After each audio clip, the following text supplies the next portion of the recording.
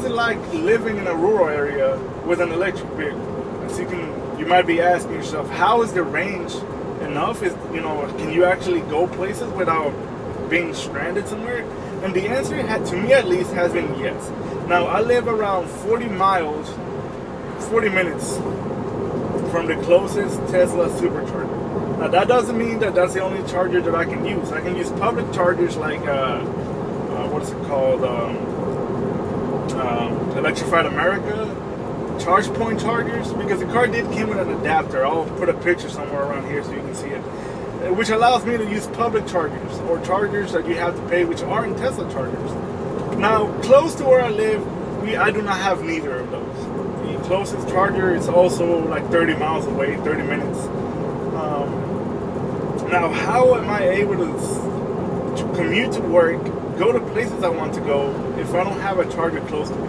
Well, the number one answer to that is home charging, which I do thankfully have a home charger. I'll put a video so you can see it. This is the home charger that I have. It is a 30 amp, 230 watt plug.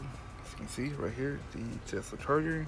Now with this home charger, my vehicle can charge from, I'm not going to say 0 to 100% since I've never really actually brought it down to 0. Usually I end the day with like 30%, 45%, sometimes even 50%, depending on how far I have to travel. And I'm able to charge it overnight just fine. I get home, plug it in, and granted, I don't start charging it until 11 o'clock at night. The reason being because you get different prices for electricity at different times of the day.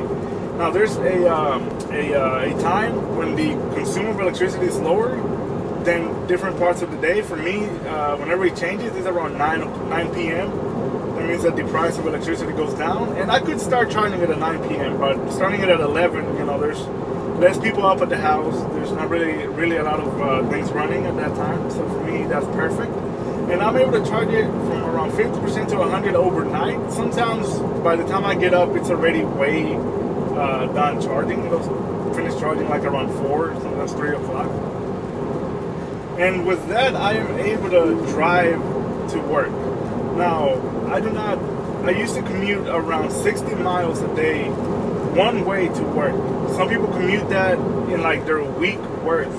But I used to commute that every single day, 60 miles to get to work and 60 miles to get back. And this vehicle, with its range, was enough to do that.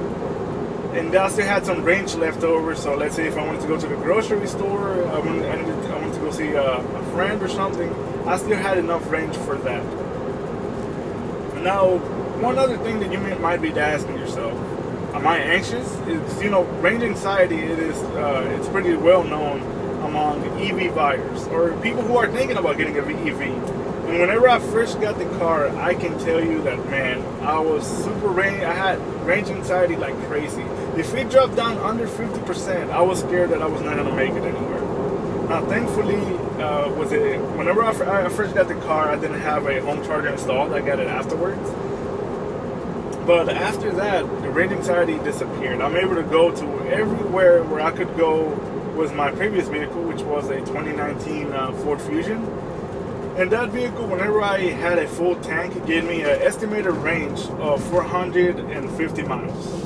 Now, I pretty much cut that in half whenever I purchased this vehicle, but I found out that it has been pretty much around the same.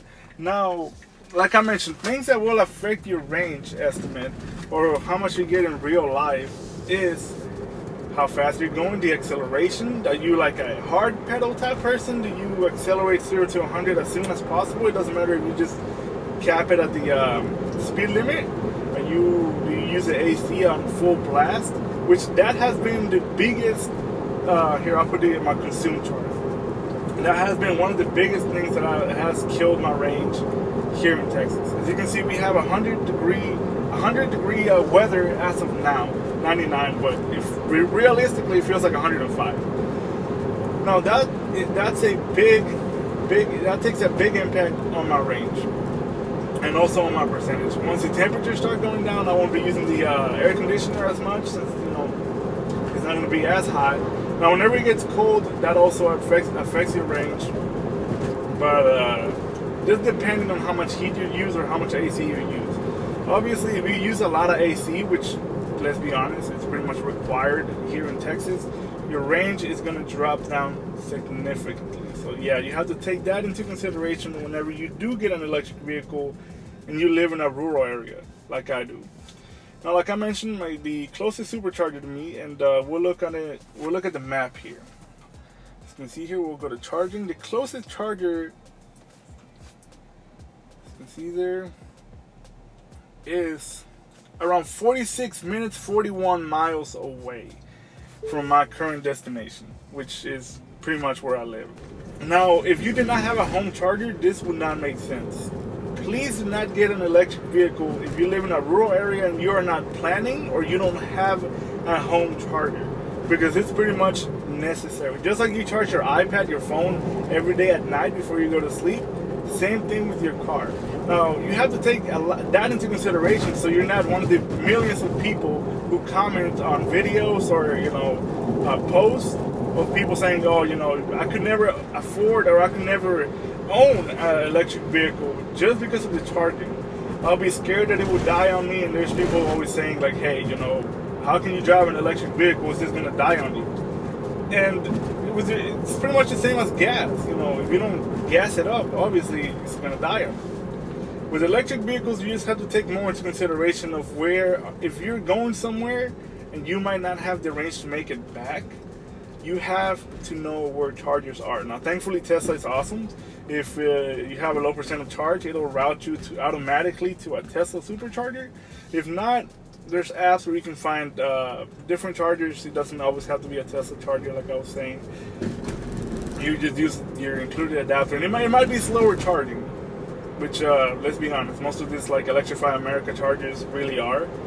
But it is completely doable. I've road tripped this car once already. Granted, it wasn't like a super cross country mile type of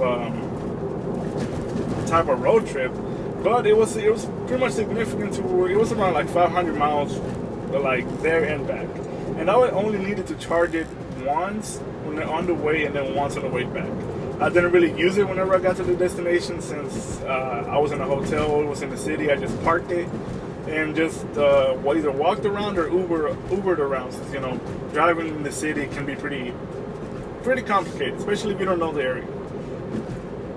Now, like I mentioned, you have to have a home charging if you're gonna be getting an electric vehicle in a rural area, especially if you get a base model like this one. And even if you don't, they don't recommend you to go 100% on your battery charge every day.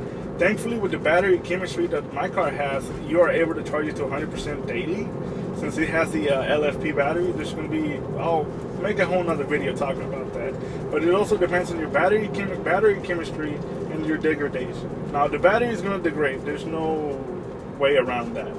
But you prevent that, at least on different vehicles, by not charging to 100%, which gives you less range. So even if you get a higher range vehicle, you're not going to be able to squeeze that range out. So like I mentioned, you have to make sure that you have a home charger if you're going to get an electric vehicle in a rural area. So, your lifestyle is going to change. The places that you go to, pretty much you're going to have to choose one where you have a charger close if you don't have enough range to make it back in one full charge.